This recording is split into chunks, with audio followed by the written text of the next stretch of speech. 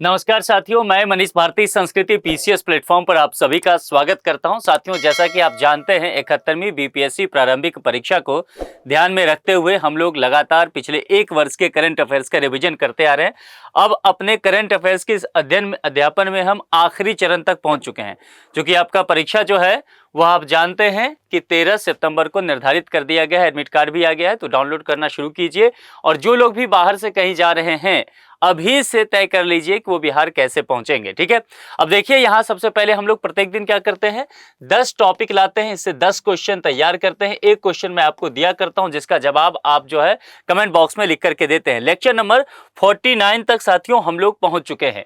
पहले में यहां पर चलेंगे। पहला प्रश्न क्या कहता है, हाल ही में आइसलैंड में भारत के अगले राजदूत के रूप में किसे नियुक्त किया गया है।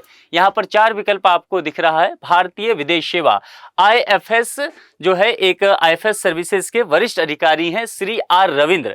श्री आर रविंद्र को यहां पर अगर देखा जाए आइसलैंड के हिसाब से, तो वहां पर भारत का अगला राजदूत नियुक्त किया गया है। तो बी विकल्प के साथ चलेंगे। अगले पर चलिए, दूसरे पर, विश्व बास्केटबॉल दिवस किस तिथि को मनाया जाता है। देखिए, स्पोर्ट्स से प्रश्न आता रहता है, तो संभव है किस तरह के प्रश्न आपसे पूछा जाता है। वैसे दिवस जो स्पोर्ट्स का रहता है ना, उसमें दिवस को लेकर के जनरली प्रश्न नहीं किया जाता है, खेल खिलाड़ी वगैरह के नाम पूछे जाते हैं। लेकिन ऐसा हो सकता है, तो आप तैयार करके रखिए। 21 दिसंबर वो तारीख है। और 21 दिसंबर क्यों? क्योंकि 21 दिसंबर 1891 को जेम्स नैस्मिथ ने बास्केटबॉल का आविष्कार किया था। उसी दिन को विश्व बास्केटबॉल दिवस के रूप में बनाया जाता है। यानी कि कब आविष्कार हुआ था? 1891 में। ठीक है, तो जिस दिन आविष्कार हुआ जेम्स साहब के द्वारा, उसी दिन से जो है इसको सेलिब्रेट करने की बात की जाती है। वही तारीख तय कर दिया गया। हाल ही में किस भारतीय खिलाड़ी को ग्रीन डे की बेटर न्यूट्रिशन ब्रांड का एम्बेसडर नियुक्त किया गया है? आजकल काफी ज्यादा प्लेयर्स वगैरह जो हैं ब्रांड एम्बेसडर बनाए गए हैं पिछले 3-4 महीने में, इसलिए ध्यान दीजिएगा, इस तरह के प्रश्न आने की संभावना रहेगा। और आप जानते हैं बैडमिंटन स्टार हैं पीवी सिंधु। पीवी सिंधु को ग्रीन डे इसकी बेटर न्यूट्रिशन ब्रांड का एम्बेसडर नियुक्त किया गया है। तो बैडमिंटन स्टार हैं पीवी सिंधु, ये नाम आपको ध्यान रखना है। इसके अलावा चौथे पर चलेंगे, ग्रीन डे किस, ये जो कंपनी है किस क्षेत्र में से संबंधित है, यानी कि सेक्टर क्या है। जैसे कहते हैं कि एनर्जी के सेक्टर में कार्य करती है या हेल्थ के सेक्टर में कार्य करती है, इस बात को लेकर के पूछा गया। देखिए, ग्रीन डे आप जानते हैं कि जो बेटर न्यूट्रिशन है वह ब्रांड पोषण और हेल्थ सप्लीमेंट पर केंद्रित है। इसीलिए यहां पर देखेंगे जो प्लेयर होते हैं, बैडमिंटन प्लेयर हैं, तो उनको ब्रांड एम्बेसडर बनाया गया। तो वो भी यहां पर एक हिंट के तौर पर आप इस प्रश्न में देख सकते हैं। स्वास्थ्य और पोषण, हेल्थ एंड न्यूट्रिशन को लेकर के बात की गई है। 5वें पर चलते हैं। भारत सरकार ने सभी गांव में ऑप्टिकल फाइबर बिछाने का लक्ष्य किस वर्ष तक पूरा करने की घोषणा की है? देखिए, ये महत्वपूर्ण है क्योंकि बिहार राज्य के भी तमाम पंचायत तक इसमें पहुंचाने की व्यवस्था किया गया है। तो भारत सरकार ने सभी गांव में ऑप्टिकल फाइबर बिछाने का लक्ष्य 2025 तक पूरा करने की घोषणा की है। यानी कि इसी वर्ष जो है इस टारगेट को साल के अंत तक पूरा कर लिया जाएगा, इस तरह की बातें की गई है। अगला, भारत नेट परियोजना किससे संबंधित है? ये सब 5 स्टार लगाइए, ये इंपॉर्टेंट टॉपिक है, ये आपसे पूछा जा सकता है। भारत नेट परियोजना जो है ग्रामीण ब्रॉडबैंड कनेक्टिविटी से संबंधित है। यानी कि ग्रामीण व्यवस्था में किस तरह से इंटरनेट की सुविधा दी जाए, और खास करके देखेंगे जो डिजिटल इंडिया की बात की जाती है, इसके बाद उसमें अच्छा खासा उछाल देखने को मिलेगा। ठीक है, आगे, हाल ही में महाराष्ट्र सरकार द्वारा Raj Kapoor lifetime achievement award किसे प्रदान किया गया? कौन शख्सियत है उनको दिया गया है, इससे प्रश्न रहता है। मशहूर अभिनेत्री आशा पारेख, आप आशा पारेख की बहुत सारी फिल्में वगैरह देखे होंगे, है ना। तो आशा पारेख जी को भारतीय सिनेमा में उनके उत्कृष्ट योगदान के लिए Raj Kapoor lifetime achievement award दिया गया। ध्यान रखना है, ये भारत सरकार के द्वारा नहीं, महाराष्ट्र गवर्नमेंट के द्वारा दिया गया है। तो ये यहां कंफ्यूज नहीं होना है। कई बार आप इसी कंफ्यूजन में रह जाते हैं और फिर प्रश्न को छोड़ के आ जाते हैं या गलत कर लेते हैं।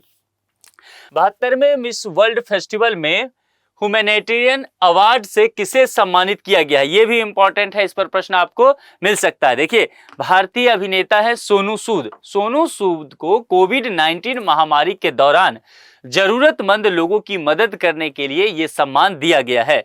तो बी विकल्प के साथ आप चलिएगा। आपने देखा होगा कि सोनू सूद जो है कोविड-19 महामारी के दौरान बहुत सारे लोगों को घर तक पहुंचाने का इन्होंने काम वगैरह किया था। जो राशन पानी वगैरह है वो सब भी मुहैया करवाया था इन्होंने। प्रचंड प्रहार 2025, देखिए ये जो है 5 स्टार लगाइए, चर्चा में काफी रहा। सैन्य अभ्यास को लेकर के बात किया गया है, नाम से भी समझ में आता है प्रचंड प्रहार 2025। अगर मान लीजिए नहीं कहा जाता कि सैन्य अभ्यास है, यही प्रश्न का हिस्सा भी रहता, तब भी आपको सही से समझना था। अब इसमें कहा गया है किस प्रकार का सैन्य अभ्यास है। अब किस प्रकार के, तो आपको विकल्प से समझना पड़ेगा। क्या द्विपक्षीय नौसेना अभ्यास है, क्या त्रिसेवा संयुक्त सैन्य अभ्यास है, शांति मिशन अभ्यास है, अंतरराष्ट्रीय वायुसेना अभ्यास है, ये समझना पड़ेगा। अब देखिए इसमें जो अभ्यास है ना, इसमें तीनों ही सेनाओं ने भाग लिया। भारतीय थल सेना, नौसेना और वायुसेना ने इसमें मिलकर के भाग लिया। इसीलिए त्रिसेवा, 3 सेना, थल, जल और वायु, ये तीनों सेनाएं जो है इसमें भाग लेती है और ये संयुक्त सैन्य अभ्यास, इसीलिए इसे कहा गया। यानी कि बी विकल्प के साथ आपको चलना पड़ेगा। ये बेहद अच्छा टॉपिक है एग्जाम के हिसाब से, तो ध्यान रखना है। अब देखिए इसी को आगे बढ़ाते हुए प्रचंड प्रहार 2025 सैन्य अभ्यास जो है वह किस राज्य में आयोजित किया गया, क्या है, किस तरह की प्रकृति है, 3 सेना मिलकर के कर रही है अभ्यास, ये तो समझ में आ गया। लेकिन किस राज्य में हुआ है, इसको लेकर के जब बात करेंगे तो ध्यान देना है कि यह अभ्यास पूर्वी सेक्टर की सुरक्षा और सामरिक तैयारी को ध्यान में रखते हुए अरुणाचल प्रदेश में हुआ। कहां पर हुआ? अरुणाचल प्रदेश। जो 7 सिस्टर्स है, नॉर्थ ईस्ट का हिस्सा जो है, वहां आप जानते हैं कि चीन के बॉर्डर से लगता हुआ अरुणाचल प्रदेश। इसीलिए यहां पर मैंने क्या कहा कि यह पूर्वी क्षेत्र की सुरक्षा को लेकर के, ठीक है, पूर्वी क्षेत्र की सुरक्षा और वहां की जो सामरिक दृष्टिकोण है उसको ध्यान में रखते हुए इस तरह के अभ्यास यहां पर किए गए। अब यहां पर चलिए एक प्रश्न इस हिसाब का देखिए, चूंकि ये पैटर्न अगर बीपीएससी अपनाती है तो ये प्रश्न आपसे पूछा जा सकता है। क्या है? नगरों में असहयोग आंदोलन के संबंध में निम्नलिखित में से कौन से कथन सही नहीं है? ध्यान देना है, पुछल्ले शब्द पर ध्यान देना है, सही नहीं है। टिकोट कीजिए इसको। सही नहीं है कहने का मतलब क्या होता है कि जो गलत है वो पूछा गया है, यानी कि कौन से कथन गलत हैं और उसके आधार पर कहा गया है कि आपसे कई सारे विकल्प दिए गए हैं, 5 विकल्प वाला है वो ढूंढना है। 3 स्टेटमेंट है, ध्यान से समझिए। आंदोलन में केवल पर ध्यान दीजिएगा, उच्च जातियों और अमीरों ने भाग लिया।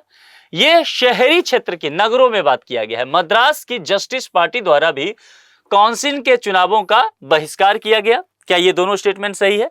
हजारों छात्रों ने सरकारी नियंत्रण वाले स्कूलों को छोड़ दिया। प्रधानाध्यापकों और शिक्षकों ने इस्तीफा दे दिया और वकीलों ने अपनी प्रैक्टिस छोड़ दी। ये 3 स्टेटमेंट यहां दिया गया है। देखना है कि कौन सा कथन सही नहीं है, ठीक है। जो सही नहीं है उसके आधार पर यहां पर 5 विकल्प दिए गए हैं, वो चुनना है और वो आपको कमेंट बॉक्स में लिख करके बताना है।